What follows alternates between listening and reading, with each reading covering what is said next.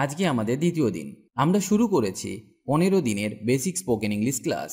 আর এটা স্পেশালি তাদের জন্য যারা একদমই ইংরেজি বলতে পারেন না, যেখানে আমরা শিখব ইংরেজি বলতে গেলে আমাদের কি কি শেখা উচিত এবং কিভাবে শেখা উচিত, যাতে আমরা সঠিক ইংরেজি বাক্য তৈরি করতে পারি এবং সঠিক ইংরেজি বলতে পারি, তাও খুব দ্রুতভাবে।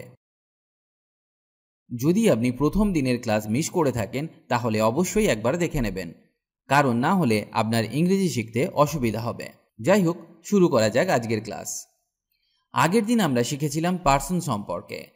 ইংরেজিতে পার্সনের একটা গুরুত্বপূর্ণ ভূমিকা আছে, তাই আপনাকে অবশ্যই ভালোভাবে এটা শিখতে হবে, না হলে ইংরেজি ভুল হয়ে যাবে। তাই আবার বলছি, আগের ক্লাসটি অবশ্যই একবার দেখে নেবেন। আজকে আমরা এক এক করে এক একটি পার্সনের বাক্যে ব্যবহার শিখব। তার সাথে শিখব পার্সনগুলির সঠিক অর্থ বা মিনিং। এছাড়াও শিখব টেন্স অনুসারে কোন কোন হেল্পিং ভার্ব ব্যবহার করা হয়।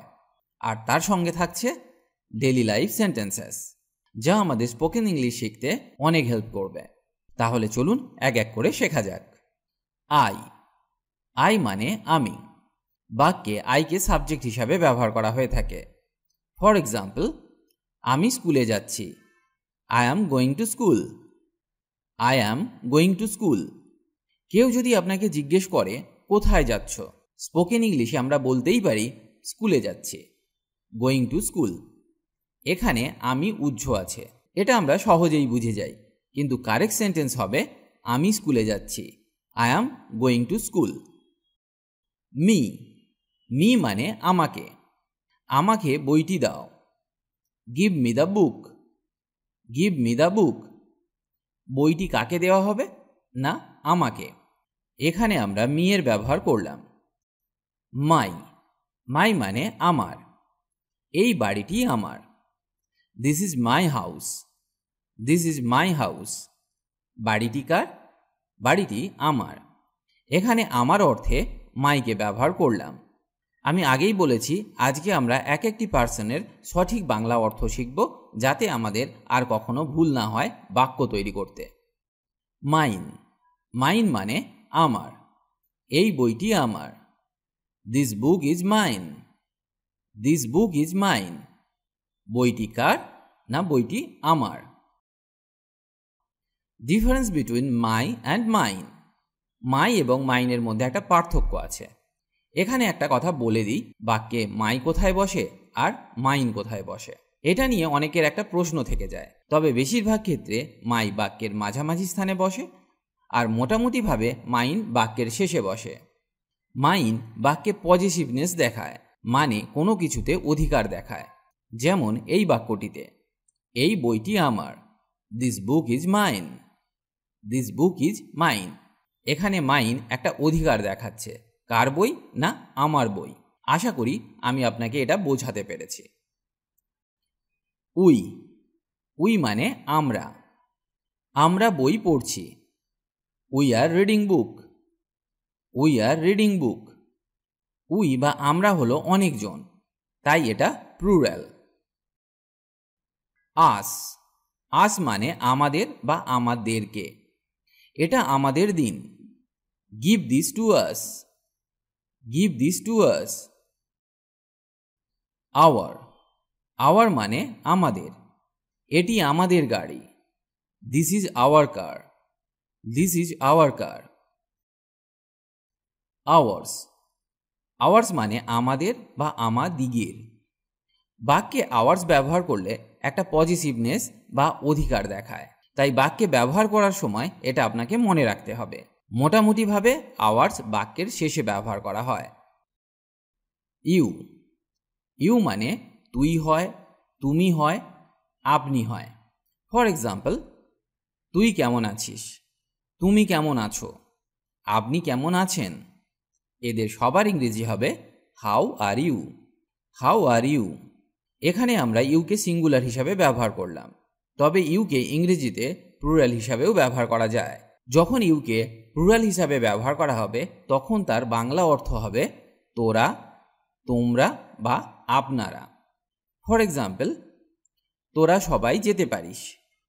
তোমরা সবাই যেতে পারো। আপনারা সবাই যেতে পারেন। এর ইংরেজি হবে you all may go. You all may go. এখানে আমরা ইউকে প্লুরাল হিসাবে ব্যবহার করলাম। ইউর, ইউর মানে তোর, তোমার বা আপনার। তোমার চোখ খোলো, open your eyes, open your eyes. Yours, yours মানে তোদের, তোমাদের, আপনাদের, তোর, তোমার, আপনার। এতগুলি বাংলা অর্থে আমরা ইয়োর্সকে ব্যবহার করতে পারি। মানে ইয়োর্সকেও আমরা সিঙ্গুলার বা প্লুরাল হিসাবে ব্যবহার করতে পারি। ফর এক্সাম্পল, এই বইটি কি তোর? এই বইটি কি তোমার? এই বইটি কি আপনার? এই বইটি কি তোদের? এই বইটি কি তোমাদের? এই বইটি কি আপনাদের? এই বাক্যগুলির একটাই ইংরেজি হবে, is this book yours? Is this book yours? এখানে আমরা ইয়োর্সকে সিঙ্গুলার এবং প্লুরাল হিসাবে ব্যবহার করলাম। হি, হি মানে সে বা তিনি। এটা আমরা মেল অর্থে ব্যবহার করে থাকি। সে একজন ছাত্র, he is a student, he is a student. She, she মানে সে বা তিনি। এটা ফিমেল অর্থে ব্যবহার করা হয়ে থাকে। সে একজন ছাত্র, she is a student, she is a student. Bangla বাক্য একই রকম দেখতে এবং শুনতে, কিন্তু ইংরেজিতে সহজেই বোঝা যায় যে বাক্যে আমরা কার কথা বলছি, কোনো ছেলের না মেয়ের ব্যাপারে। ইট, ইট মানে ইহা। এটা তাকে দাও, give it to her, give it to her. এখানে যেহেতু হার আছে তাই বাক্যে এটি ফিমেল অর্থে ব্যবহার করা হয়েছে। আবার এটা তাকে দাও, give it to him, give it to him. এখানে হারের পরিবর্তে আমরা হিমকে ব্যবহার করলাম। এই বাক্যটা দেখে আমরা বুঝে যাব এটা মেল অর্থে ব্যবহার করা হয়েছে। নেম, যে কোনো নাম, যেমন রাম, শ্যাম, যদু, মধু, রহিম, জন, লিসা ইত্যাদি। যে কোনো নাম। যেমন সে তাকে ভালোবাসে, he loves her, he loves her. এই বাক্যটিতে হি আছে, আবার হারও আছে। আমরা হি এর বদলে বলতে পারি টম, আর হারের পরিবর্তে বলতে পারি লিসা। তাহলে বাক্যটি হবে টম লিসাকে ভালোবাসে, Tom loves Lisa, Tom loves Lisa. They, they মানে তারা বা ওরা। ফর এক্সাম্পল, তারা কি বন্ধু বা ওরা কি বন্ধু? তো এর ইংরেজি হবে আর দে ফ্রেন্ডস, আর দে ফ্রেন্ডস। হিম, হিম মানে তাকে। এটা মেল অর্থে ব্যবহার করা হয়ে থাকে। আমি তাকে চিনি না, I don't know him, I don't know him.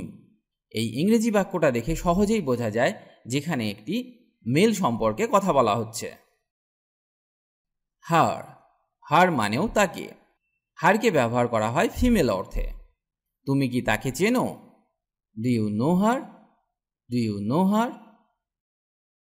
His, his মানে তার। মেল অর্থে ব্যবহার করা হয়।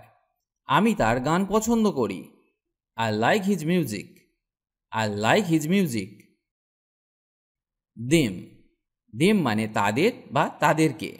ফর এক্সাম্পল, আমি তাদের কাউকে পছন্দ করি না, I don't like any of them, I don't like any of them. Their, their মানে তাদের বা ওদের। ফর এক্সাম্পল, আমি তাদের ছবি পছন্দ করি, I like their pictures, I like their pictures. এটা তাদের গাড়ি, this is their car, this is their car. Theirs, theirs মানে তাদের বা ওদের। ফর এক্সাম্পল, ওই বইটি তাদের, that book is theirs, that book is theirs. আবার এই ধারণা তাদের, this idea is theirs, this idea is theirs. বাক্যে দেয়ার্স ব্যবহার করলে একটা পজিটিভনেস আসে বা অধিকার দেখায়। আজকে আমরা মোটামুটি যতগুলি শব্দের ব্যবহার শিখলাম এদের সবাইকে প্রোনাউন বলা হয়। প্রোনাউন নিয়ে আরও অনেক কিছু শেখার আছে, সেটা পরে আলোচনা করব। এটা বেসিক ইংলিশ স্পিকিং কোর্স, আর এটা স্পেশালি তাদের জন্য তৈরি করা যারা একদমই ইংরেজি বলতে পারেন না। তাই আমরা অল্প অল্প করে শিখব। যাই হোক, এদেরকে ভাগ করা হয় পার্সন দিয়ে।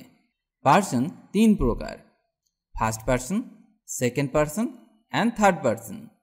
এটা মনে রাখার একটা সহজ উপায় হলো আমি, আমরা ফার্স্ট পার্সন, তুমি, তোমরা সেকেন্ড পার্সন, বাকি সব মানে সে, তারা বা যে কোনো নাম ইত্যাদি থার্ড পার্সন। এই ছকটি ভালো করে মনে রেখে দিন, আপনার ইংরেজি শেখা অনেক সহজ হয়ে যাবে। এবার শিখব টেন্স অনুযায়ী এদের সাথে কি কি হেল্পিং ভার্ব ব্যবহার করা হয়। একজন আমাকে বলেছিলেন এদের ব্যবহার দেখিয়ে দিতে, তাহলে দেখে নেওয়া যাক। Present tense. প্রেজেন্ট টেন্সে আমরা আয়ের সাথে অ্যামকে ব্যবহার করে থাকি।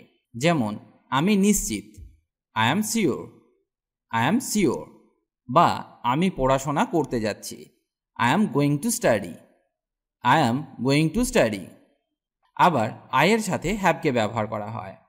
ফর এক্সাম্পল, আমার একটি কলম আছে, I have a pen, I have a pen. তবে এখানে have as a main verb ব্যবহার করা হয়েছে, not as a helping verb.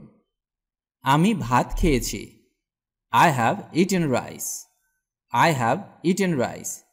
এখানে হ্যাভকে অ্যাজ এ হেল্পিং ভার্ব ব্যবহার করা হয়েছে। ইউ এর সাথে আরকে ব্যবহার করা হয়। যেমন তুমি পড়ছো, you are reading, you are reading. We এর সাথে আরকে ব্যবহার করা হয়। আমরা খুশি, we are happy, we are happy. They এর সাথে হ্যাভকে ব্যবহার করা হয়। তারা ইউরোপে চলে গেছে, they have gone to Europe, they have gone to Europe. He এর সাথে ইজকে ব্যবহার করা হয়। He is lying, he is lying. আবার হি এর সাথে হ্যাজকেও ব্যবহার করা হয়। তিনি তাকে ক্ষমা করে দিয়েছেন, he has forgiven him, he has forgiven him. He এর সাথে আবার হ্যাজ বিনকেও ব্যবহার করা হয়। তিনি দীর্ঘদিন ধরে অসুস্থ, he has been sick for a long time, he has been sick for a long time. ইটের সাথে ব্যবহার করা হয় ইজ, হ্যাজ, হ্যাজ বিনকে। ফর এক্সাম্পল, এটা নতুন, it is new, it is new. এটা অনেক উষ্ণ হয়ে উঠেছে, it has become much warmer, it has become much warmer. রবিবার থেকে বৃষ্টি হচ্ছে, it has been raining since Sunday, it has been raining since Sunday. C এর সাথে ইজ, হ্যাজ এবং হ্যাজ বিনকে ব্যবহার করা হয়। সে কাঁদছে, she is crying, she is crying. সে বাইরে গেছে, she has gone out, she has gone out. তিনি এই সপ্তাহে খুব ব্যস্ত আছে, she has been very busy this week, she has been very busy this week. এখানে আমরা হি এর সাথে হ্যাজ বিনকে ব্যবহার করলাম। এগুলি আপনাকে মনে রাখতে হবে। আপনি যদি টেন্স ভালোভাবে না জেনে থাকেন তাহলে অবশ্যই আমাদের টেন্সের ভিডিওটি দেখে নেবেন। যদিও আমি আবার টেন্স নিয়ে আলোচনা করব, তাও আপনার শেখার ইচ্ছা থাকলে আপনি দেখতে পারেন। যাই হোক, এবার আমি এদের পাস্ট টেন্সে ব্যবহার নিয়ে আলোচনা করব। Past tense. আমি এখানে আর উদাহরণ ব্যবহার করব না, কারণ তাহলে ভিডিওটি অনেক বড় হয়ে যাবে। আমি শুধুমাত্র ব্যবহারগুলো দেখিয়ে দেব। পাস্ট টেন্সে আয়ের সাথে ব্যবহার করা হয় ওয়াজ, হ্যাড এবং হ্যাড বিন। ইউ এর সাথে ব্যবহার করা হয় ওয়ার, হ্যাড এবং হ্যাড বিন। একটা কথা এখানে বলে দিই, হ্যাড এবং হ্যাড বিনকে সবার সাথে ব্যবহার করা যায়। পরেরটা দেখা যাক, উই। উই এর সাথে আমরা ওয়ার, হ্যাড এবং হ্যাড বিনকে ব্যবহার করতে পারি। দে এর সাথে ওয়ার, হ্যাড, হ্যাড বিনকে ব্যবহার করা যায়। যেমন they were, they had, they had been. He এর সাথে ব্যবহার করা হয় ওয়াজ, হ্যাড এবং হ্যাড বিনকে। ইটের সাথে ব্যবহার করা হয় ওয়াজ, হ্যাড এবং হ্যাড বিনকে। তাহলে আপনাকে মনে রাখতে হবে হ্যাড এবং হ্যাড বিনকে সবার সাথে ব্যবহার করা যায়। এবার দেখা যাক ফিউচার টেন্স। ফিউচার টেন্সে কিভাবে এদের সাথে হেল্পিং ভার্বগুলোকে ব্যবহার করা হয়। আয়ের সাথে ফিউচার টেন্সে ব্যবহার করা হয় উইল এবং উইল হ্যাভ। ইউ এর সাথে ব্যবহার করা হয় উইল এবং উইল হ্যাভ। ফিউচার টেন্সে উইল এবং উইল হ্যাভকে সবার সাথে ব্যবহার করা যায়। যেমন উই, দে, হি, সি, ইট এদের সবার সাথে উইল হ্যাভকে ব্যবহার করা যায়। এই ছোট্ট টেবিলটি খুব ভালো করে মনে রেখে দিন, কারণ এগুলি কখনোই ভুল করা যাবে না। এখানে যদি ভুল করে ফেলেন তাহলে আপনার বাক্য তৈরি ভুল হয়ে যাবে, তার সাথে বাক্যের অর্থও ভুল হয়ে যাবে। তাই এটি অবশ্যই মন দিয়ে শিখবেন। আজ এই পর্যন্ত, আবার দেখা হবে নতুন এক ভিডিওর সাথে।